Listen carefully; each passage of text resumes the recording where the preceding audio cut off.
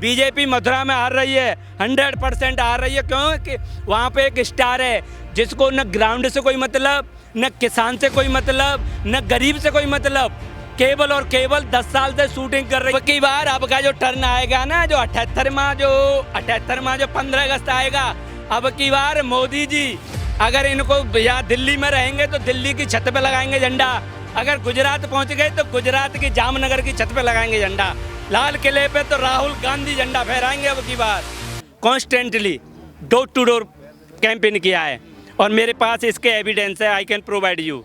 तो मैंने पाया वहाँ पे 75 डेज में लगभग सर 5 कॉन्स्टिट्यूंसी आती हैं, 5 कॉन्स्टिट्यूंसी के मैं लोगों से मिला, लोग 100% बदलाव चाह रहे हैं। ये कहते हैं कि सबको घर दे दिए। 2022 तक चार ग्राम पंचायत, 4 ग्रामीण एरिया में पड़ती हैं ग्राम पंचायतें, गोवर्धन, माठ, बलदेव और छाता, चारों में एक घर नहीं बनाया। अभी यहाँ पे महाराज जी गए थे, माननीय मुख्यमंत्री जी, उन्होंने पूरे मथुरा को होर्डिंग से हट दिया कि हमने इतने निवास दे दिए, इतने शौचालय बना दिए। कोई कुछ नहीं है सर, ग्राउंड पे कुछ नहीं है, केवल और केवल झूठे हैं बीजेपी, टोटली केवल डिवीजन का खेल चल रहा है। लेकिन अब जो युवा है ये क्या लेके आए, अग्निवीर लेके आए।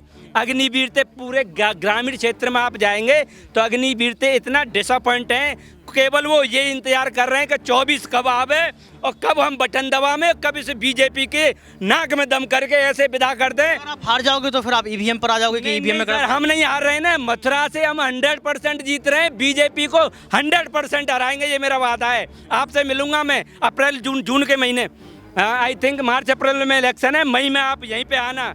बीजेपी मथुरा में हार रही है, 100% हार रही है। क्यों कि वहाँ पे एक स्टार है जिसको न ग्राउंड से कोई मतलब, न किसान से कोई मतलब, न गरीब से कोई मतलब, केवल और केवल 10 साल से शूटिंग कर रही हैं। तो क्या मथुरावासी कोई पागल थोड़ी है? ब्रजवासी जानते हो तीनों लोक से न्यारी है मथुरा। तो लोगों ने इस पे विश्वास किया इन पे, लेकिन ये अपने वादों पे किसी पे भी खरी नहीं उतरी। अब की बार धूल चटा देंगे कोई भी आ जाए। कांग्रेस के मुद्दे क्या रहेंगे 2024 के चुनाव? कांग्रेस का सबसे बड़ा मुद्दा सर किसानों का है। किसान आवारा पशु खेतों में चल रहे हैं। जब फसल हम बोते हैं, अब आप जाके देखिए, दिन में रात में हमारे जो बच्चे स्टूडेंट हैं जो स्टडी कर रहे हैं, जिनको जॉब करनी है, वो भी रात में जाते हैं। एक हाथ में टॉर्च होती है, एक हाथ में बुक होती है, पूरी रात वहीं पे निकाल देते हैं। यहाँ तक प्रधानमंत्री जी ने 2022 में कई इलेक्शन में मंच से कहा कि अब की बार हमारी 2022 में रिपीट करो, तो अब की बार एक भी अन्ना जानवर आपको दिखाई नहीं देगा। तो आप ग्राउंड पे लेवल पे देखिए सर, उत्तर प्रदेश में अगर सबसे ज़्यादा अन्ना जानवर हैं तो मथुरा जनपद में है। अब उत्तर प्रदेश में भी रिपीट हो गई। और अब नरेंद्र मोदी ने 15 किला जो है लाल किले से भी ये बात बोली 15 अगस्त को कि तीसरे टर्म में तीसरी अर्थव्यवस्था बना देंगे। अब की बार अब का जो टर्न आएगा ना, जो 78वां जो 15 अगस्त आएगा, अब की बार मोदी जी अगर इनको यहाँ दिल्ली में रहेंगे तो दिल्ली की छत पे लगाएंगे झंडा, अगर गुजरात पहुंच गए तो गुजरात की जामनगर की छत पे लगाएंगे झंडा, लाल किले पे तो राहुल गांधी झंडा फहराएंगे। अब की बार ये श्योर है, 100% श्योर है। इतना सर? बिल्कुल, I am damn sure my words. जनता से मिले हो? बिल्कुल, I am doing hard work sir, day by day, not only today, day by day. और ये भी नहीं है कि मैंने वैसी मीटिंग कर दी हूँ, डोर टू डोर जाता हूँ। जिस घर में 10 सदस्य हैं, 10 से अलग अलग मिलता हूँ। सबकी पीड़ा, सब पीड़ा है, कोई भी खुश नहीं है सर। इतने किसान के आप पास चले जाइए, किसान की आलू की फसल कोल्ड में सड़ रही है, कोई पूछने वाला नहीं है। किसान की सरसों की फसल रद्दी के भाव बिक रही है, तो किसान को मिल क्या रहा है? पैसा जा कहाँ रहा है? कर्ज में हो रहा है। पैसा कहाँ जा रहा है? पैसा सर ये घोटाले कर करके अपने प्रचार कर रहे हैं। कौन से घोटाले? हर ऐसा कोई वो डिपार्टमेंट नहीं है जिसमें इन लोगों का स्कैम न चल रहा हो। आप ये बता दीजिए, ये डिपार्टमेंट उसी का घोटाला बता दूंगा मैं आपको। विद्युत विभाग में आइए, पिछली बार 2600 करोड़ का घोटाला था, स्कैम था, माननीय ऊर्जा मंत्री जी का, लेकिन कोई एक शब्द नहीं बोला, ना कोई ईडी, ना कोई सीबीआई, ना कोई कुछ। लेकिन अगर ये शिक्षा विभाग में खूब करप्शन हो रहा है। आप देखिए, धड़ल्ले से चीटिंग हो रही है, केवल नकल रुकी है। बाकी जो सिस्टम होता था बैकडोर से, मैं मथुरा का हूँ, मथुरा जनपद की आप किसी भी डिग्री कॉलेज में चले जाइए, किसी भी इंटर कॉलेज में चले जाइए, अगर आपको वहाँ कोई टीचर मिल जाए पढ़ाने वाला, तो गारंटी है जितने बार जो ग्रेजुएशन बच्चे कर रहे हैं वो अपने दम पे कर रहे हैं। स्वास्थ्य विभाग तो सर ऐसा चौपट है, इसका कोई जवाब नहीं। मथुरा डिस्ट्रिक्ट में सर, मथुरा डिस्ट्रिक्ट में MRI नहीं हो रही है। पाँच MLA, एक सांसद, एक मेयर और एक चेयरमैन, टोटली पार्षद, टोटली जिला पंचायत, सब इन्हीं के MRI नहीं हो रही है, जांच नहीं हो रही है सर ब्लड की वहाँ पे, जो वेंटिलेटर नहीं है। आंकड़े आप देख रहे होंगे, सर्वे आप देख रहे होंगे, आंकड़े सर्वे लगातार ये कह रहे हैं कि 2024 की बात कर लो प्रधानमंत्री जी, फिर वापसी कर रहे हैं 30% वोटिंग शेयर बढ़ने की बात कर रही है गठबंधन की। आंकड़े तो प्रभु जी मीडिया ही तो दिखा रही है, आंकड़े हम थोड़ी दिखा रहे हैं, हम तो बता रहे हैं ग्राउंड पे जाके, कब ऐसे नहीं ऐसे चलो, तो वो हमारी बात को मान रहे हैं। अब सीक्रेट है, मतदाता चुप है, मतदाता केवल मतदान का इंतजार कर रहा है, क्योंकि ये मतदान से ही आए थे और मतदान से ही अब की बार विदा हो जाएंगे। ऐसी जैसी आराम बोलेगी प्रधानमंत्री हाँ, अब की बार जैसी आराम चलेगा। जय श्री राम, श्री राम ये कोई स्लोगन नहीं है, पूरा नाम होता है जय सिया राम। जय सिया राम। आपने एकदम से जय सिया राम की बात कर दी, जय श्री राम की बात कर दी। क्या आप जय श्री राम को बीजेपी का चुनावी का मुद्दा समझते हैं? जय श्री राम तो सबके हैं, उनको चुनाव में डालना ठीक थोड़ी ना है ना। ये लोग आते हैं ना, अब ये कॉन्टेक्ट तो ये लोग लेते हैं कि उन्होंने जय श्री राम बोला, आप जय सिया राम बोला, फिर फर्क क्या रह गया? नहीं, हमने फर्क ये बताया कि अगर किसी देवी देवता का नाम लिया जाता है तो उसको सातम दंडवत प्रणाम करके लिया जाता है, पूरा नाम लिया जाता है। हम ब्रजवासी हैं, हमसे ज़्यादा पूजा पाठ कोई नहीं जानता है, ये सब पाखंड करते हैं, ठीक है।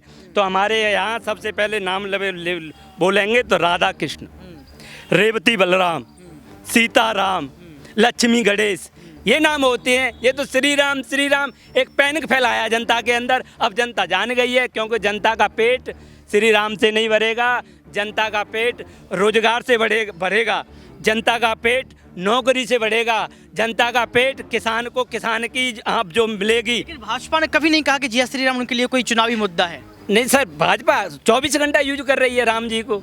राम जी के बगैर तो एक मिनट आप चले जाइए मथुरा में, कोने कोने में इनके यही डायलॉग चल रहे हैं। लेकिन डायलॉग को जनता समझ गई है, जनता जानती है कि सच्चा भगवान का भक्त कौन है। ये सब पाखंडी हैं, इनके पाखंड पर अब की बार पर्दा डलेगा।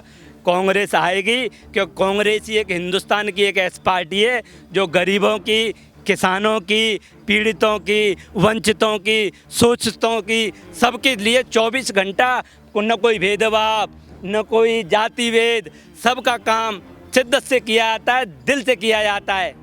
देखिए यहाँ पर बात कही गई, चाहे जय श्री राम की बात कर लो, चाहे जय सिया राम की बात कर लो, या फिर किसी भी चुनावी मुद्दा की बात कर लो, घोटालों की बात कर लो, एक मुद्दे पर बात की। मथुरा की ज़्यादा चर्चा की गई। ये बताया गया कि भाजपा पार्टी ने मथुरा में क्या काम किया और देश में क्या काम कर रही है। यानी कि 2024 के चुनाव के पहले ये तय कर लिया जनता ने कि इस बार सीक्रेट वोट डालना है। उनका ये कहना था कि सीक्रेट लोगों ने सोच लिया है कि बताएंगे कुछ नहीं, जताएंगे सीधा। क्या नाम है आपका? राजेंद्र अग्रवाल। कैसे देखते हैं अग्रवाल जी, आप 24 का चुनाव नज़दीक है, लगता है कि इस बार कांग्रेस पार्टी या फिर गठबंधन जीत पाएगा? देखिए, कांग्रेस पार्टी के साथ जो इंडिया गठबंधन है वो एक बहुत विशालकाय गठबंधन है, और उसके साथ मेन बड़ी पार्टियां हैं जिनका अपना एक वोट बैंक है, अपना एक जनाधार है भिन्न भिन्न राज्यों में।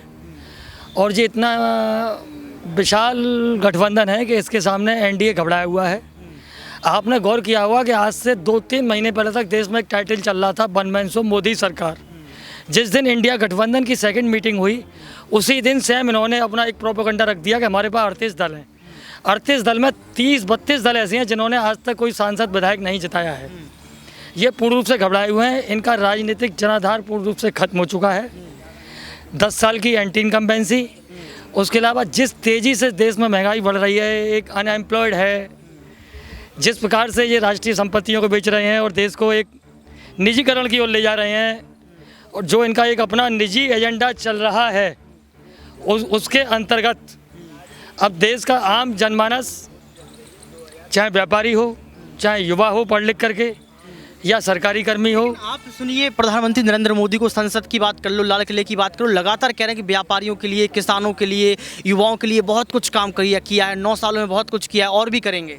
ये इन्होंने 9 साल में कुछ नहीं किया है, केवल पिछले 9 सालों में देश की संपत्ति तेज़ी से बेची है और बहुत तेज़ी से बैंकों का एनपीए बढ़ा है, और कुछ चुनिंदा औद्योगिक कॉरपोरेट जगत को वो सारा ऋण माफ़ हुआ है। इस समय सबसे बड़ी बात तो ये है कि सबसे बड़ी जो रीढ़ होती है किसी परिवार की, किसी व्यापार की, किसी कॉरपोरेट की या इस देश की, वो हमारी जो अर्थव्यवस्था है वो बहुत बुरी तरह चरमराई हुई है। वो तो तीसरी अर्थव्यवस्था बनाने की बात कर रहे हैं। वो केवल एक खिसकती ज़मीन को देख करके कि हमारे इस झांसे में देश का आम जनमानस आ जाएगा। वो जानते हैं कि 2 बार इस देश की जनता मेरे झांसे में आ गई थी और इनको भरपूर जो है जन समर्थन दिया था, वो सब कुछ अब ख़त्म हो रहा है। आपको लगता नहीं अंतर्राष्ट्रीय स्तर पर भारत की छवि कितनी मजबूत हो रही है? मोदी जाते हैं, जय जय के नारे लगने लगते हैं।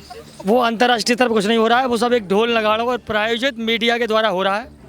इससे पहले भी देश के प्रधानमंत्री चाहे मनमोहन सिंह हो, नरसिम्हा राव हो, इंदिरा हो या राजीव जी हो, मैंने तो राजीव जी का भी कार्यकाल देखा है। मैं पिछले 38 सालों से इस संस्था से जुड़ा हुआ हूँ और उत्तर प्रदेश से लेके मैंने यहाँ तक विभिन्न जगह बहुत काम किया है कांग्रेस में, यूथ कांग्रेस से लेके अब तक। मैं 38 साल से केवल इसी चीज़ में रोड पर हूँ, आप ये मानो 84 से। राहुल गांधी से लगाव क्यों आपको? देखिए, उनकी जो एक नेक नियति है और एक जो माहौल है, वो एक जनता के व्यक्ति हैं, जनता के दुख दर्द की सुनते हैं।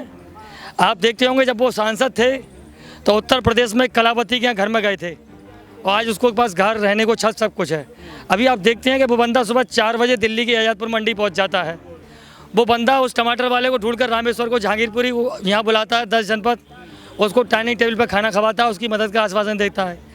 राहुल गांधी एक रोड के नेता हैं, वो जन की बात सुनते हैं, वो मन की बात बकवास नहीं कहा करते। जा रहा है कि राहुल गांधी को अब लग रहा है कि चुनाव नज़दीक है तो ये सब कुछ करना ज़रूरी है, क्योंकि कांग्रेस पार्टी के पास मुद्दे क्या हैं? नहीं, कांग्रेस के पास बहुत मुद्दे हैं और इतने मुद्दे हैं कि ये वर्तमान सरकार एनडीए बहुत कांपी हुई है, थर्राई हुई है।